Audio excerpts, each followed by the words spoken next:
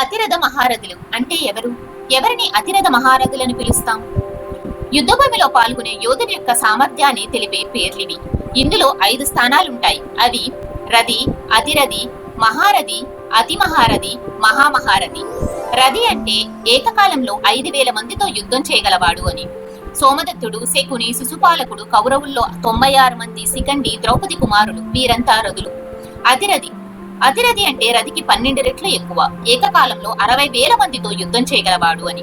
ఉదాహరణకు లవకుశులు, ఘటోత్కచుడు, దుర్యోధనుడు వీరంతా అతిరథులు. మహారథి మహారథి అతిరథికి 12 రెట్లు ఎక్కువ. అంటే ఏకకాలంలో 7,20,000 మందితో యుద్ధం చేయగలవాడు అని. రాముడు, కృష్ణుడు, అభిమన్యుడు, వాలి, అశ్వత్థామ, భీముడు, కర్ణుడు, భీష్ముడు, ద్రోణాచార్యుడు, కుంభకర్ణుడు వీరంతా మహారథులు. అతి మహారథి అంటే మహారథికి 12 రెట్లు ఎక్కువ. అంటే ఏకకాలంలో 86,40,000 మందితో యుద్ధం చేయగలవాడు అని. ఇంద్రజిత్తుడు, పరశురాముడు, ఆంజనేయుడు, వీరభద్రుడు, భైరవుడు వీరంతా అతి మహారథులు. రామరావణ యుద్ధంలో పాల్గొన్నది ఇద్దరు అతి మహారథులు. అది ఇంద్రజిత్తుడు, ఆంజనేయుడు. రాముడు, లక్ష్మణుడు, రావణుడు, కుంభకర్ణుడు వీరంతా మహారథులు మాత్రమే.